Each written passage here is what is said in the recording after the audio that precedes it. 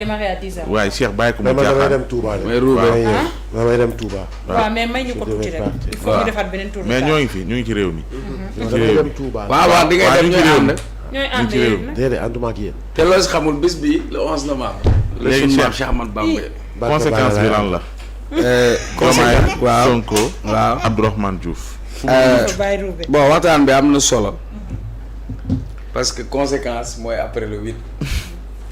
waxoon naa leen le 8. Sonko daa jublu ci 8 ay xob yu bon dégg nga rim bi le 8. atum 998. waaw daa jóg pour 8 ay xob yu bon parce que garab dafa am fu muy meññ. Rapadio. mais garab dina am fu muy toll dafay am ay feuilles mortes yoo xam ne bu ñu desee ci garab bi dañu koy encombrer et parfois toujours boo desee ci garab dafa am lu ñuy wax ay parasites. dafa am garab yoo xamante ni du ñu sax mukk jóge ci suuf waaye ñoom ci kaw garab rek la ñuy sax ba léeg-léeg boo mootul sax mën nañ changer cafka bi ca war a dem. booy baykat dëgg bu bayee orange mooy gërëfe waaw léegi nag xam nga Pa Ousmane dafa aay. d'abord remercier féliciter Cheikh parce que wax bi dama ko wax ba sonn. démb laa ci mujjee wax ci Kër Nante. kan juriste Diouf. le juriste. non guerrier la. ci li nga wax nii. démb laa ci mujjee wax mais xam nga Sénégal ku mu neex nga yëkkati wax mais wax balaa neex nga tegal sa baaraam. ma leen wax démb ma ne leen du ci politique du ci droit du ci fenn fu nit mënta fexe ba Ousmane Sonko du doon candidat. ñëw nga ci largement. ba tax na loi d'amnistie boobu ñuy wax. bind bi dafa leeroon article 1. ñu ne sont amnistiés des faits liés à des manifestations politiques ou ayant des motivations politiques, y compris celles commises à travers des supports de communication. mooy lépp loo xam ne lu sukkandiku walla lu bàyyeeku ci ay yëngu-yëngu politique walla moo am jubluwaayu politique donte dañ ko def ci ay supports de communication donc pour man le débat est clair foofu. on a amnistié ces faits. maintenant li nga toj noonu expliquer sur le public et le civil mën naa tooñ na bu mu porter plainte ñu dem na bu ne baal na ma procureur ne baalewu loolu mooy public ak civil. c'est très simple pour nit ñi comprendre. leneen loolu nga doon wax. ci biir loi d'amnistie bi da ngay dem article 3 mu ne la loi d'amnistie ne couvre pas le droit des tiers.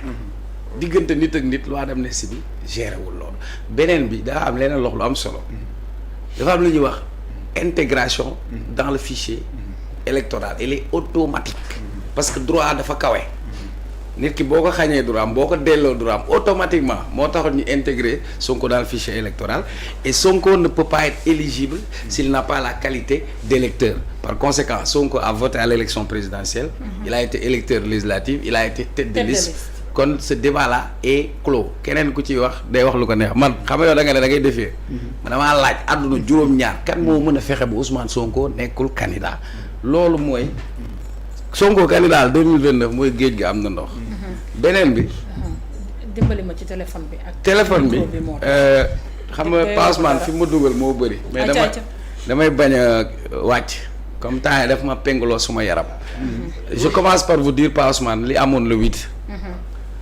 yaakaar naa bi yëf yi tase daje nañ nga réer ma réer kenn amul foo jaar.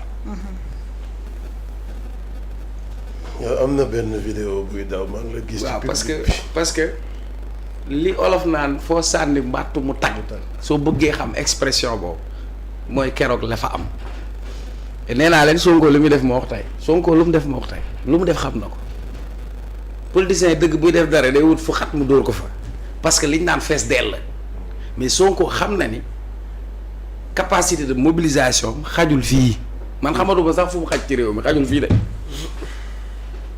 xam naa zone boobu fa laa jàngee dawal vélo ak CAO Grand Médine laa doon dem vacances mais boo jéggee tali bi da ngay gis ci kaw balcon yi côté parcelle bi kilifa mais c'est du jamais vu tranche d'âge yëpp catégorie yëpp nga gis nit ku yore ay beeke dem di buuxante lan moo mën a expliquer loolu mayu yàlla la mayu yàlla yow li nga daj ci hip hop ñaata at nga ne ci am na booy boo xam daa génne benn way ñu di ko dégg mayu yàlla la ak jamono dafa am lu ngeen seetlul Sonko il est très très très très stratège ceux qui disent que Sonko waaye affaire de ko dab ak ay ñaan bu nangu laag saay dafa xarañ ci politique la preuve avant meeting bi dafa am yu fi xewoon ay événements yu tegaloo parce que en politique il faut l'essentiel c'est qu'on parle de toi dama gis benn vidéo bu yàgg boobu maa ngi senti ñu barricade Sonko mu génn jël bal bi tël ko daal di zongale jamono boobu maa ngi toog télé ñu barricade Sonko ma ne leen Sonko li mu doon def ñaar laa ci jàng benn bi da leen di narga da leen di wax ni yi ngeen def nii safuma ñëw ba ci kanamu alkaati yi tël bal bi beneen daf leen doon wan ni je suis le maître du jeu keroog mu defati ko lim la wan mooy Sonko mooy tël mooy paas mooy dugal bii bu paasee kilifa doxal su tourné mu paas Ahmed Aïdara doxal kon coow li mooma mais beneen capacité bi Sonko am mooy dafa am stratégie pour recentrer le débat et reconcentrer le débat autour de sa personne boo nekkee ci mbir te mënoo ko contrôler rek xamal ni yow et cetera nga il est au cœur de la chose politique.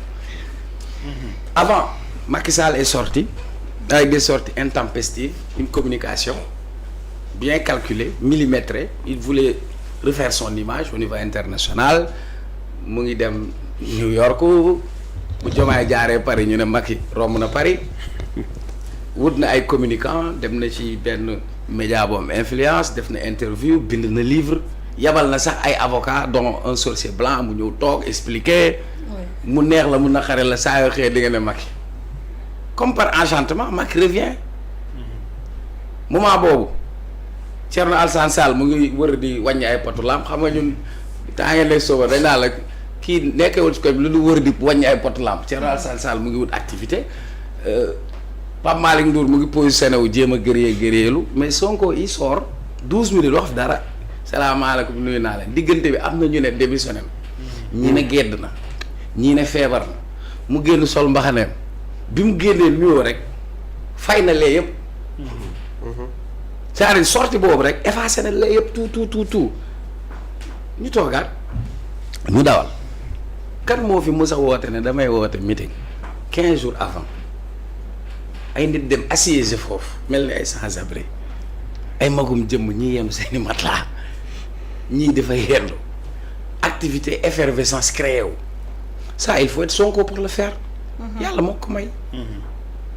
mais bu jógee foofu loolu mu am na dafa am benn leadership bu mu am un leadership nouveau parce que dafa am Sonko capacité am mooy il a fini par intéresser à ceux qui étaient désintéressés par la chose politique il a fini par faire aimer la chose politique à ceux qui avaient détesté et déserté la chose politique il est parvenu à les réconcilier à travers quoi un discours.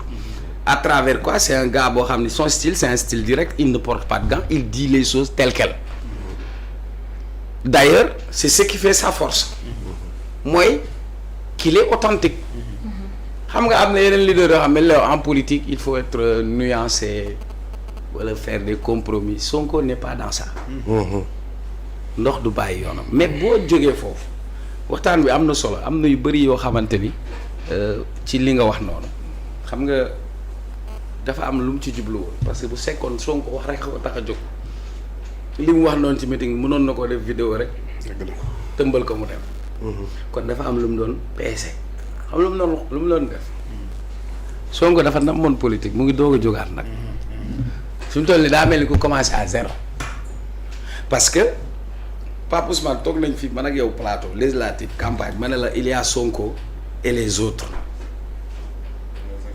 et les et cetera keroog da doon wane ni que moom mooy le maître du jeu wane ñetti mbir sa légitimité historique sa légitimité politique et sa légitimité populaire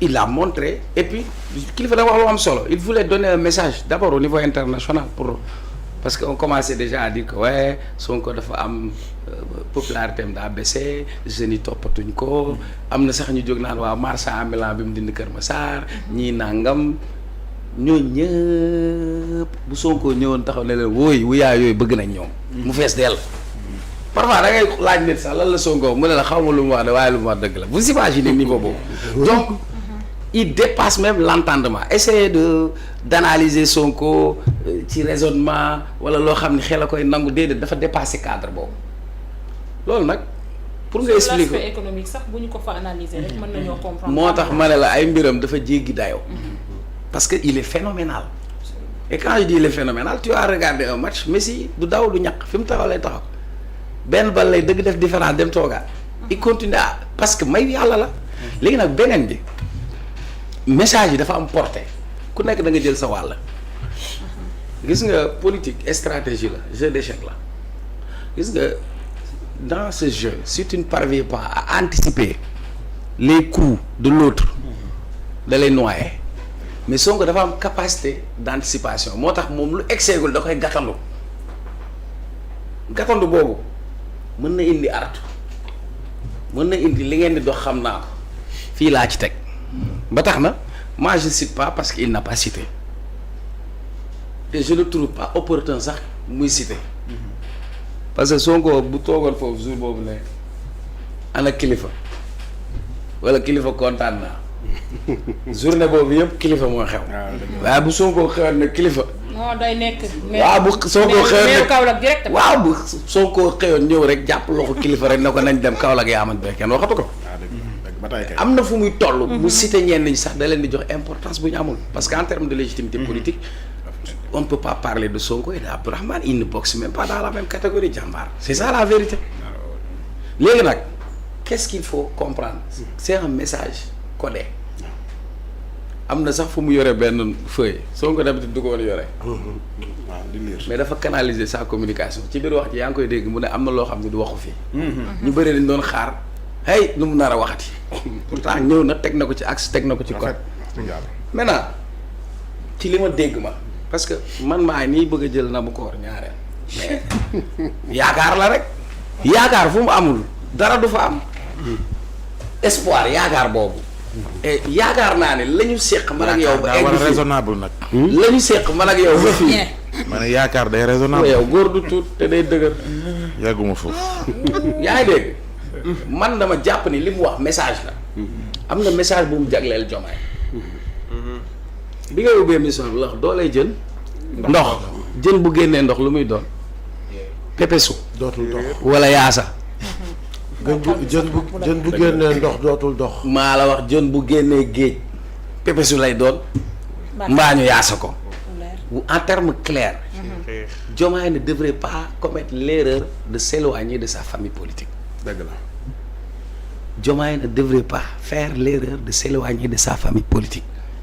Ceux qui veulent pousser Diomaye à s'éloigner de sa famille politique sont en train de lui creuser sa tombe politique. En termes simples. En termes simples, il faut pas scier la branche sur laquelle tu es assis. loolu mooy le langage. le langage mooy ñi bañoon démb bu ñu nangoo tey seeni pexe jibul parce que ñoom ñii ñëpp ku ci nekk bu sañoon fii moo fi boof moo fi toog. comme nag toogul dafa am lu taxoon ñu ñëw. loolu laay wax sur la coalition. Quand on parle de coalition, juriste, une coalition, sa durée de vie, du point de vue légal, c'est 3 mois. Effectivement. 2 mois avant les élections, 1 mois après une élection, selon les dispositions du code électoral. C'est vrai. Dans une coalition, il y a 2 types de coalition. Coalition politique, coalition électorale. La coalition électorale, elle a une mission spécifique bien déterminée. Loolu moom mooy mission. Nous sommes en politique. Politique addition la. am na fu ñu tolloon foo xam ne da ngay dem taxañi. da ngay dem wuti matt da ngay dem dajale rek. boobaa yow da nga bëgg a fay ndox doo xool ay ndox bu set beeg bu tilim bi yow na nga parce que foofu nga tolloon ci contexte boobu.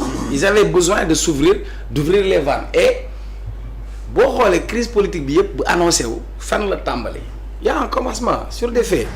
législatives Sonko dafa def un pari risqué. qui ne risque rien ne gagne rien. élu 54%. mais am na ñu ne ñoom ñoo tax Diomaye falu. ñi ne am na luñ ci cotiser. législative jot mu ne leen lu waaye amoon na ko téye. dem rootal boppam ñëw amaat les 54. donc foofu li mu leen doon wan. mooy kenn defaluma dara. 54 yi mu ngi nii maa ko téye sama loxo te Sonko moo dem jiite liste bi te bi mu koy def dafa namoon élection nag. parce que toog na ñaari élection yu mu bokk. dem na élection législative ñu xaaj liste bi dindi ko. présidentielle ñu xañ ko demul mu namoon élection wàccal boppam sur le terrain Sonko bi ma gisoon nag mu wàcc sur le terrain bii nii Sonko dafa déterminé jël mbir mi téye ko parce que boobu ba léegi il avait pris un peu ses distances par rapport à la chose politique. beneen jàngat bi nga xam ne moom nga ci am je vais vous le dire de manière simple waxuma ko Diomaye moo ko wax Diomaye moo ne dañ ne ko est-ce que tu n'as pas peur que Sonko ton premier ministre te fasse de l'ombre. J'ai pas peur qu'il me fasse de l'ombre parce que j'ai été sous son ombre pendant 10 ans. fauteuil bii ma toog bu mu ko catal nee na ko jàq te man biir na ma ni gëm naa ni gisuma ko gën a bëgg Sonko ko Diomaye.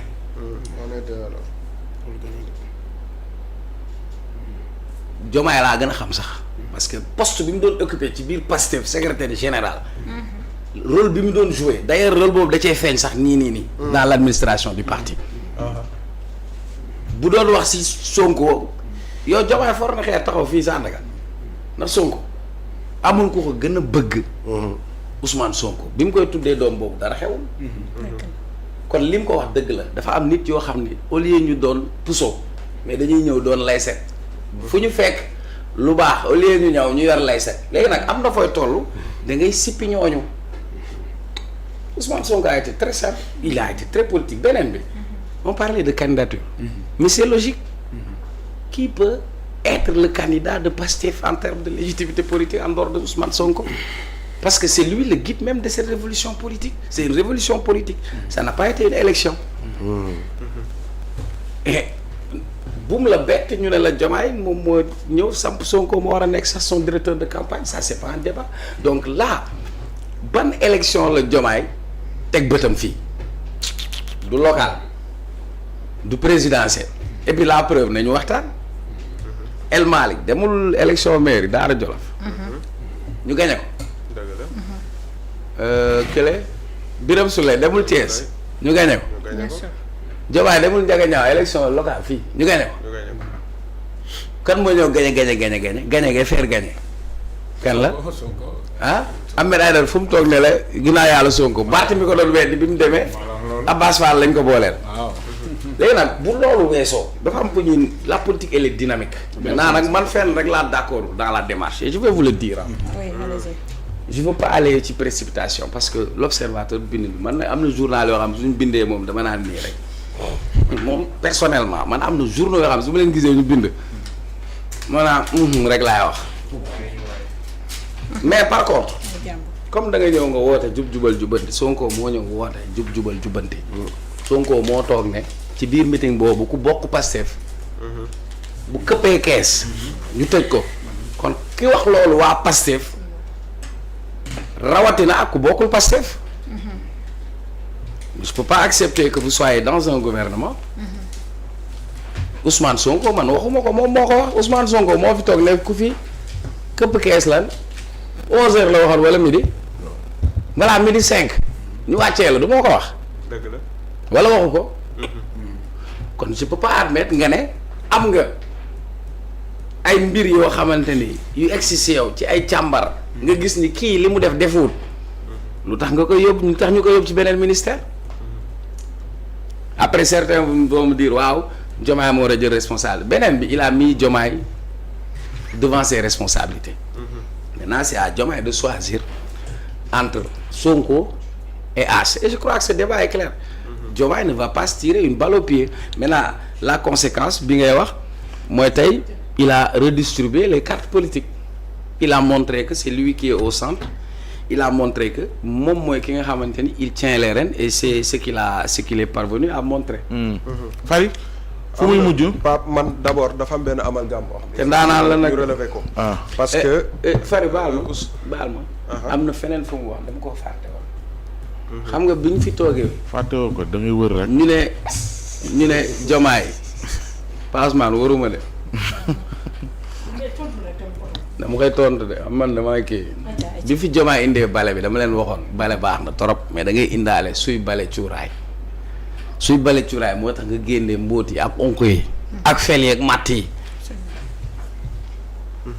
il faut une purge de l'administration il faut une purge de la justice il a parfaitement raison ñi fi jëloon ay dogal ba wekk ko ni bañ teg ko ndelee même système judiciaire boobu moom moo fi nekk la preuve système judiciaire boobu mooy protéger tey ki koy saaga waaye ki ko faral système judiciaire bi du la protéger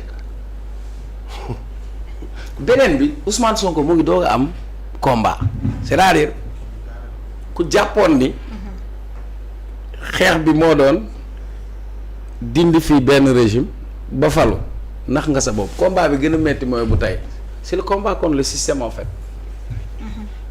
et ce système en termes simples garab gi mën ngaa dindi xob yi waaye reen yaa ngi ci suuf et ce système c'est des intérêts et c'est des enjeux et toutes les personnes yi nga xamante ni Ousmane Sonko va à l'encontre de leurs intérêts ils lui feront face. D'accord. Merci on jaaraama. jërëjëf.